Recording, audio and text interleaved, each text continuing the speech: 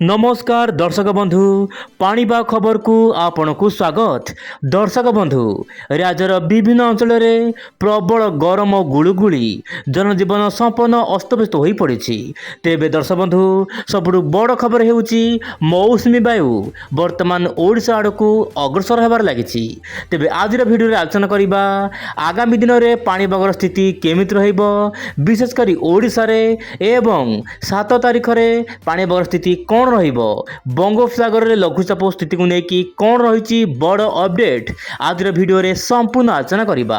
आसंतु दर्शक बंधु आपण देखंतु वर्तमान समय रे दक्षिण भारत सहित उत्तर पूर्व भारत रे लगातार वर्षा जारी रही। यार मुख्य कारण दर्शक बंधु कारण दक्षिण पश्चिम मौसुमी वायु एवं धीरे धीरे सक्रिय होबार लगी एवं दक्षिण भारत समस्त राज्य को वर्तमान दक्षिण पश्चिम मौसुमी वायु छुई सारी सूचना मिली। आपण वायुर चलन देखंतु वर्तमान दर्शक बंधु भारत महासागर बा हिंद महासागर वर्तमान जलीय बाष्पूर्ण वायु सीधा सड़क बंगोपसागर को आसूची, किंतु बंगोपसागर वायु सीधा सड़क ओडिशा भितर सामान्य प्रवेश कर पारु नाही वर्तमान परिस्थिति कारण उत्तर पश्चिम दिगरु जो शुष्क वायु आसूची बहु मात्रा रे शक्तिशाली थिबारु राज्यर विभिन्न अंचल में वर्षा हेबार आशंका नाही वर्तमान परिस्थिति। किंतु ओडिशार पाणीपाग बा आंचलिक पाणीपाग गोटे बड़ सूचना देइछंती। कौन सूचना देइछंती वीडियो शेष में देखंतु मु निश्चय पर स्पष्ट करिवि। तेबे दर्शक बंधु अरब सागर वर्तमान जेहेतु पश्चिम वायु जाउची दक्षिण भारतर अनेक राज्य में वर्षा देखा मिल पारे।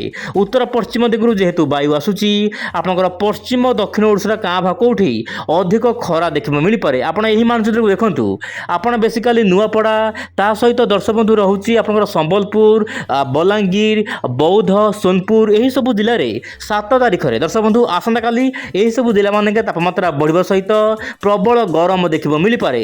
यह व्यतीत आपंकर बालेश्वर हो मयूरभंज ता सहित केन्द्रापड़ा, जगतसिंहपुर, नयागढ़, गंजाम, गजपति यही सब जिला मानक तापमात्रा सामान्य कम रहिले गुळुगुळी निस्तार मिलबार आशंका नाही। तेबे दर्शक बंधु प्रबल मात्रा रे गुळुगुळी हेबो जहाँ पाणीपाग तरफ सूचना मिली। किंतु दर्शक बंधु दक्षिण ओडिशा पई शुभ खबर गोटे रही कारण दक्षिण ओडिशा रे लगातार अल्प बहुत वर्षा देखा मिल पारे। मालकानगिरी, कोरापुट ता सहित नवरंगपुर, कलाहांडी, कंधमाल ता सहित दर्शक बंधु गंजाम, गजपति यही सब जिलार स्थानीय स्थानीय मध्यम प्रबल वर्षा देखा मिल पारे। किछि मात्रा रे वर्षा जदि फेवरेबल कंडीशन हैला उत्तर ओडिशा रे मध्य केतक अंचल रे सामान्य वर्षा देखा मिल पारे। किंतु बड़ वर्षा पई मौसुमी वायु आसवा पर्यंत अपेक्षा करबाक पड़िबो।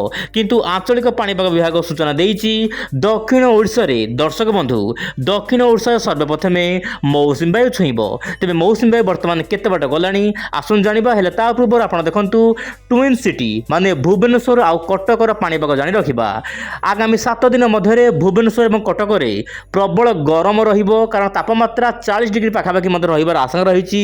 विशेषकर डे 1 रे माने आसंता काली आपनकर 37 डिग्री पाखापाखि रहिबो। से डे 2 रे दर्शक बंधु 39 डिग्री पर्यंत जाई पारे तापमात्रा।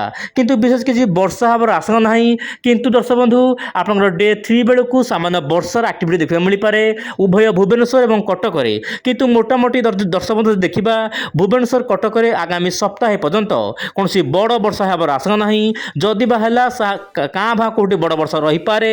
किंतु दर्शक बंधु विशेष किसी परिवर्तन हबार आशंका नाही। तापमात्रा से 40 रु 41-42 डिग्री भितर रहिबार आशंका रही बोली जहाँ आंचलिक पाणीपाग तरफ सूचना मिली। तेज दर्शक बंधु बर्तमान प्रश्न उठुची मौसुमी वायु केते बाट गलानी। आपण देखंतु दक्षिण भारतर अनेक राज्य को मौसुमी वायु छुई सारिलानी एवं पश्चिमबंगर मध्य केतक राज्य रे आपनकर पश्चिमबंगर केतक जिले में मौसुमी वायु छुईतबा नहीं पाग संपूर्ण अनुकूल रही भारतीय पाणीपाग विधिवत भाव में घोषणा करा अपेक्षा करा रही। तेज दर्शक बंधु ओडिशा आपण देखंतु ओडिशा रे वर्तमान मौसुमी वायु छुईबा पाई पाग संपूर्ण अनुकूल रही जाइछि। आपनकर आंध्र प्रदेश रे मौसुमी वायु छुईछि।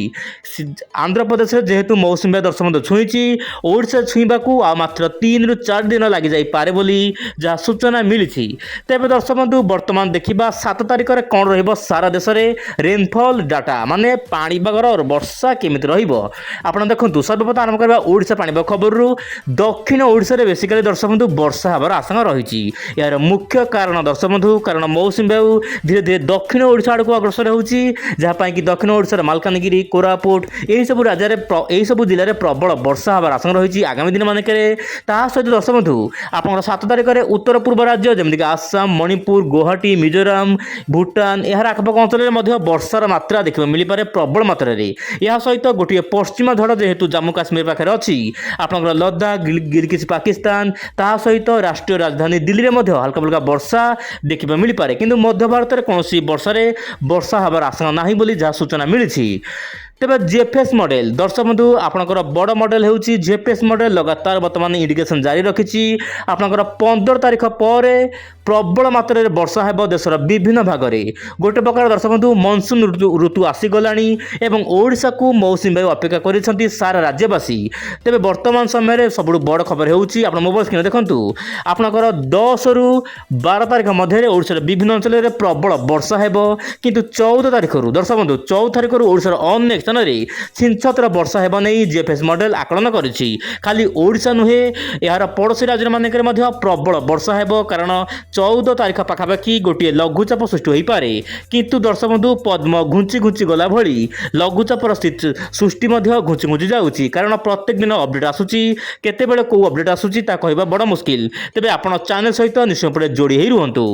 ତେବେ ଦର୍ଶକ ବନ୍ଧୁ ଇଏ ତ ଥିଲା 7 ତାରିଖରେ ପାଣିପାଗର ସ୍ଥିତି କେମିତି ରହିବ ସାରା ଦେଶରେ। ମୁଁ ପୁଣି ଆସିବି ଆସନ୍ତାକାଲି ଆଉ ଏକ ନୂଆ ଅପଡେଟ୍ରେ। ଆଜି ପାଇଁ ଏତିକି। ନମସ୍କାର, ଜୟ ଜଗନ୍ନାଥ ଦର୍ଶକ ବନ୍ଧୁ।